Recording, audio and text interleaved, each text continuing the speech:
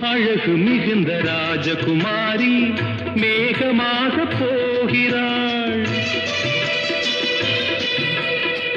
ஜரிகை நெளியும் சேலை கொண்டு மலையை மூட பார்க்கிறாள்.